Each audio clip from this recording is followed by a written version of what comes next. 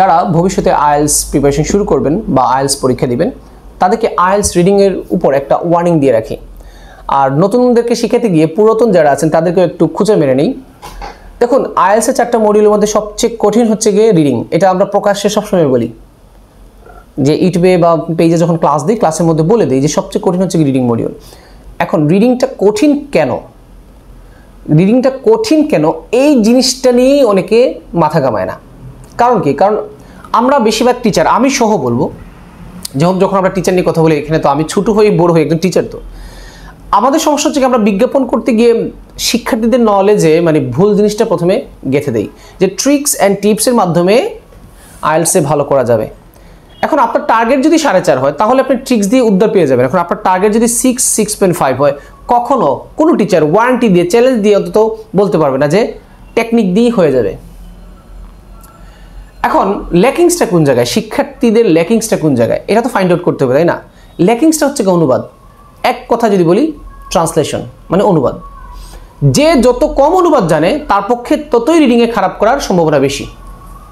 এখন আপনি ট্রিক্স দিয়ে কী করবেন? ট্রিক্স দিয়ে কয়টা উত্তর দিতে পারবেন কারেক্ট? 10টা 12টা, তার মানে 4 4.5 সর্বোচ্চ।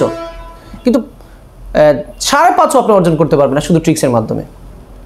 আপনার যে টিচার 8 পেয়েছেন, যে টিচার আপনাকে খুব ভালো করে পড়াচ্ছেন, উনি যদি বলেন যে উনি অনুবাদ ছাড়াই কোনো অনুবাদ উনি জানেন না, শুধু ট্রিক্স দিয়েই যদি আপনাকে ট্রিক্স দিয়ে আপনাকে শিখিয়ে ফেলেছেন, আপনি এটা বিশ্বাস কীভাবে করবেন?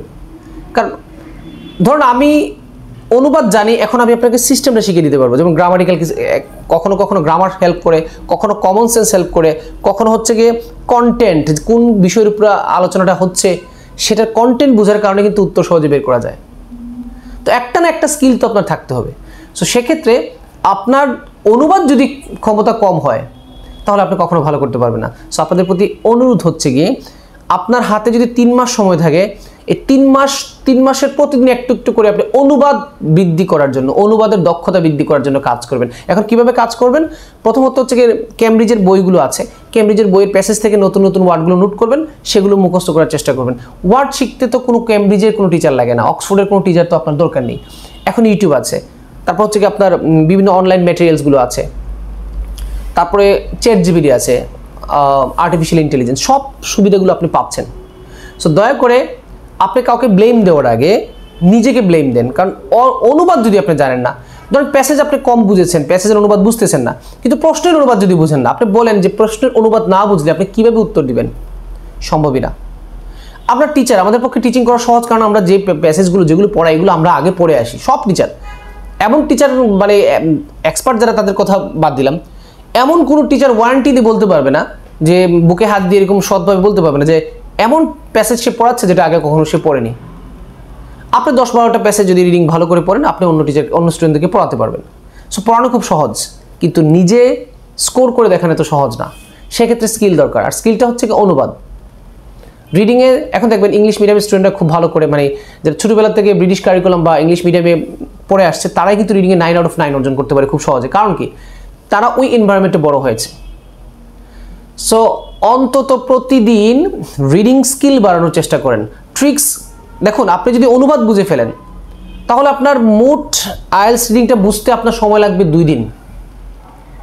সব কিছু মিলে 5 ঘন্টা সময় লাগবে। 2 দিনে 2.5 ঘন্টা করে সময় দেন, 6 ঘন্টা টাইম দিলেও আপনি রিডিংয়ের প্রশ্নগুলো খুব সহজে বুঝে ফেলতে পারবেন।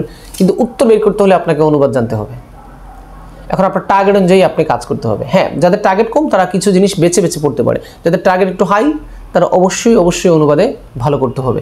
এখন অনুবাদের ক্ষেত্রে আমি বলি কি, ইউটিউব চ্যানেল আছে না, বিভিন্ন নেটিভ ইংলিশ ইউজার যারা আছে তাদের ইউটিউব চ্যানেল আছে, ফেসবুক পেজ আছে, তাদের কন্টেন্টগুলো দেখবেন আর কমেন্টগুলো পড়বেন। যেমন মিস্টার বিস্ট আছে, তারপর হচ্ছে আল জাজিরা, বিবিসি নিউজ, তাদের পোস্টগুলো দেখবেন, ভিডিওগুলো, কমেন্টগুলো পড়বেন।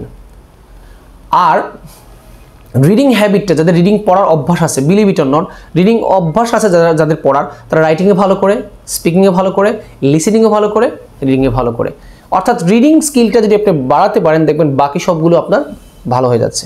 তো জানি আমাদের পরামর্শগুলো আসলে নিয়ম রক্ষার্থে দেয়, কারণ স্টুডেন্টরা আশেপাশে বিজ্ঞাপনের যুগ, আমার এখানে চলে আসেন, ওয়ারেন্টি ব্যাচ, এগুলো মানুষের শুনতে শুনতে অভ্যস্ত হয়ে গেছে, তো মানুষ ওদিকে একটু ধাবিত হয়।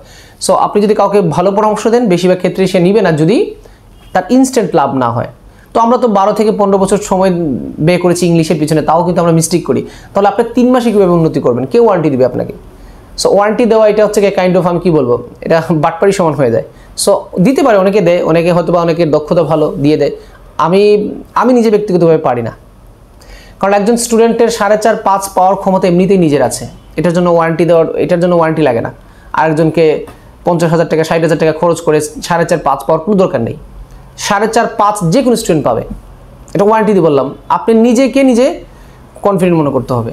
সো যেটা বোঝানোর চেষ্টা করেছি, অনুবাদ কিভাবে উন্নতি করবেন, যে মেথড ভালো লাগে ফলো করুন। কিন্তু প্রথম কাজ হচ্ছে বেশি বেশি শব্দের অর্থ শেখা।